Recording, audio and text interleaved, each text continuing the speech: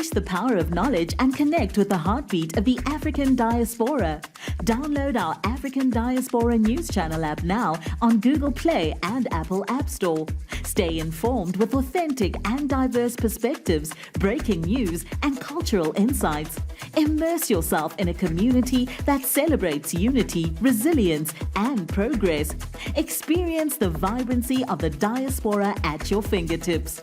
Don't miss out. Empower your perspective today. Search African Diaspora News Channel and join the conversation. You name your kids 25 letter names that no one will remember, nor even pronounce right. Hello, my name is Renee Lomorem and welcome to African Diaspora News Channel. I am your host reporting live from South Africa, Johannesburg.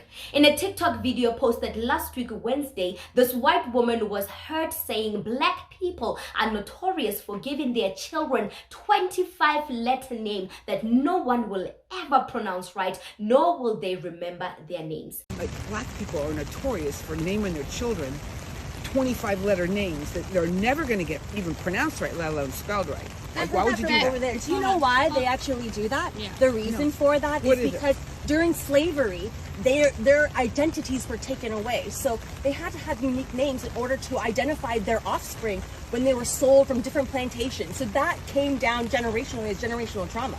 Okay, well, how about now? Isn't that sort of trauma for that poor kid that's never going to have his name spelled right? Only to your standards.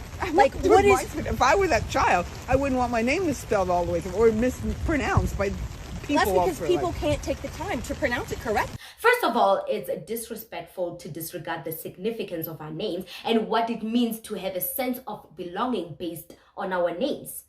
I mean, black people are unique, our culture is diverse, and for someone to criticize it without knowing the background of our culture, the extent of our knowledge about our culture, and what we had to endure and still enduring to get to where we are today is literally disheartening. It breaks my heart that people still have the same mindset that was developed back in 1800s, back during the slavery ages, especially when it's a white person who has no idea about what they are talking about. In the TikTok video, she asked, why do we do that? It's torture to the poor children.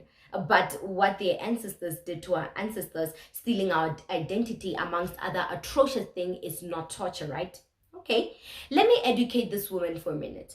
We name our children 25 letter names because during slavery, our identities were stripped away from us. So we had to name our kids unique names to identify them when they were sold to different plantations.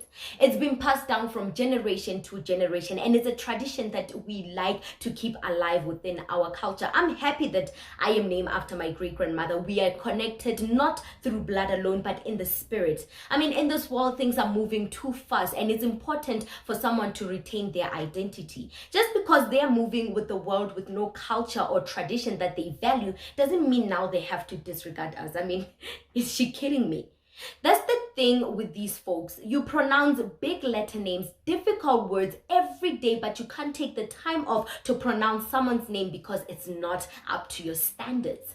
As much as you can take the time to pronounce big words, you should also take the time to pronounce Dekwan, Lakisha, Khalelitsang, Katlego, instead of just sitting there making fun of a whole culture of people about things they did not have a choice on. Emergency room, and people wonder about black names, why the names aren't shorter, why the runaway syllables aren't easier to catch, why our names chime like music when they traverse between lobes, about why we name our children after cars, after movement, after freedom, about why black names are always spelled with distinction, while black names always have a flair. It's because countries who declare independence get to name themselves.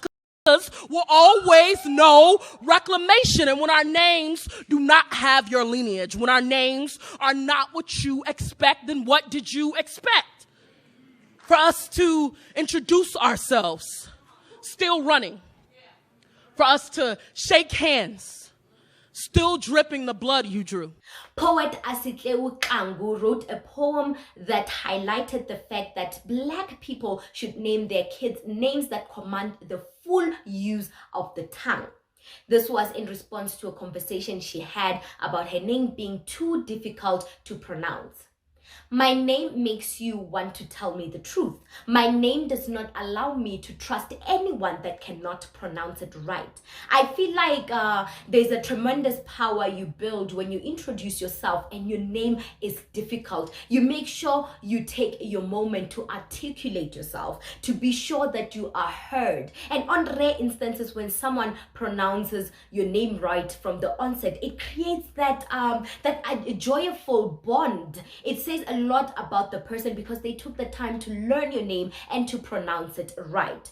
So if me getting a job or me being liked by the other race, depending on my name and the ability for my name to be pronounceable or easy pronouncing or easy to roll on the tongue, then I am sorry to say that nothing has changed. We are still living in slavery, in modernized slavery, need I add, and we still have a long way to go if we're really moving forward into transforming the world. What is your name? What does it mean to you? Comment below on the comment section. Don't forget to like and share the broadcast. Subscribe and hit that notification bell so you don't miss these groundbreaking conversations right here on the African Diaspora News Channel. My name is Renee Lomarema. It's been a pleasure.